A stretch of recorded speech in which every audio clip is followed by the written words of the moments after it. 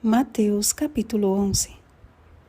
Vinde a mim, todos os que estáis cansados e sobrecarregados, e eu vos aliviarei. Versículo 28.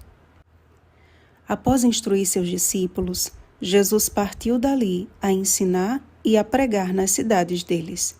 O sucesso da formação teológica e do discipulado daqueles homens consistia em uma matéria principal: contemplação.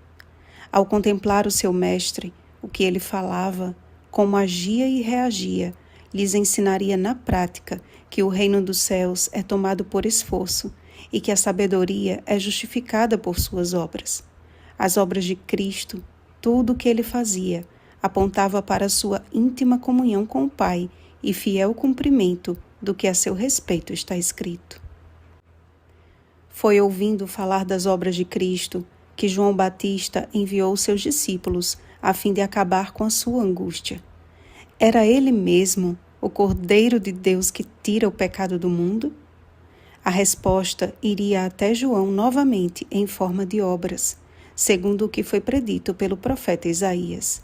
Os cegos veem, os coxos andam, os leprosos são purificados, os surdos ouvem, os mortos são ressuscitados e aos pobres está sendo pregado o Evangelho. O ministério de João Batista consistiu em preparar o caminho para a chegada do Messias. Como porta-voz do reino dos céus, sua vida foi dedicada ao serviço do Senhor em condições bem difíceis. Seu púlpito, o deserto. Seus ouvintes, uma geração má e adúltera. Mateus capítulo 16, versículo 4. Sua moradia, precária. Sua comida, limitada.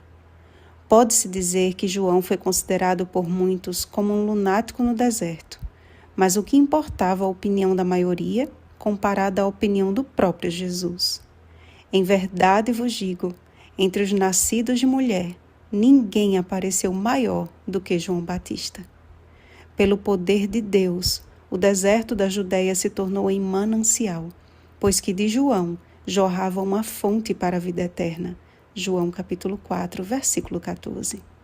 E dentre os que creram em Jesus e o seguiram, estavam muitos que aceitaram beber desta fonte e inundar a vida de outros com as boas novas do Evangelho. As obras de Cristo, porém, nem sempre obtinham o resultado esperado. Jesus citou, por exemplo, algumas cidades nas quais ele operara numerosos milagres, mas que não se arrependeram de seus pecados. Ou seja, não houve transformação, não houve mudança. Isto significa que o que Jesus opera na vida de alguém requer uma resposta, um resultado. Arrependimento, confissão e conversão são elementos inseparáveis. Muitos são impactados e ficam maravilhados com o que Cristo realiza em suas vidas, mas não passa disso. Uma emoção motivada pela necessidade de bênçãos materiais, que, quando alcançadas, ao invés de levá-los para mais perto do Senhor, se tornam verdadeiras pedras de tropeço, afastando-os cada vez mais da fonte de toda a vida. A verdade é que menos rigor haverá no dia do juízo para com as antigas cidades impenitentes do que para com aqueles que agem desta forma. O que João pregou no deserto e Jesus confirmou em seu ministério é uma mensagem tão clara e simples que aos pequeninos foi revelada, ao passo que aos sábios e instruídos foi ocultada pela dureza de seus corações. Se conhecer o Pai implica em primeiro conhecer o Filho, ir até Jesus e permanecer contemplando-o é tudo de que precisamos. O convite de Cristo não consiste em somente ir até Ele, mas em ir a Ele e aprender dele. Vinde a mim e aprendei de mim. E nem todos estão dispostos a aceitar e aprender as lições da escola cristã através de renúncias, angústias, sofrimentos e perseguições. Como as multidões na multiplicação dos pães e dos peixes querem ser alimentados, e como os convidados nas bodas de Caná desejam o melhor vinho, mas rejeitam ter de passar pelo deserto da tentação ou ter que carregar a sua cruz. Quando vamos até Jesus, descobrimos que o caminho estreito é difícil, mas que nele, ou seja, em Cristo, tudo se torna mais suave e mais leve. Através do Espírito Santo, Jesus nos ensina dia a dia que na mansidão e na humildade de coração entramos em um íntimo relacionamento com Deus, refletido no caráter e nas obras. Desde os dias de João Batista até agora, o reino dos céus é tomado por esforço.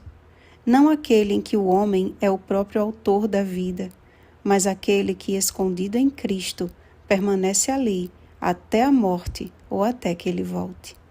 Semelhante a João e a Jesus, que nossas obras testifiquem da operosidade do Espírito Santo em nós. Então, muito em breve, ouviremos o convite definitivo. Vinde, benditos de meu Pai. Mateus capítulo 25, versículo 34. Oremos, amados. Ó Deus eterno e bendito, como necessitamos de Tua graça salvadora e transformadora.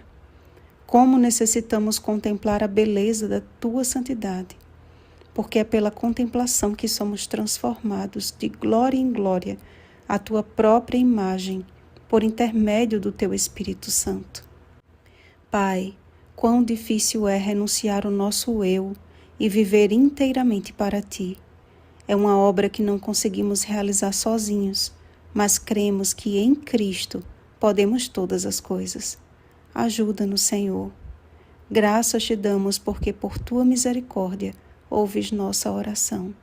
Em nome de Jesus. Amém. Vigiemos e oremos. Um feliz sábado, pequeninos na Escola de Cristo. Oremos pelo batismo do Espírito Santo. Oremos uns pelos outros. Rosana Garcia Barros.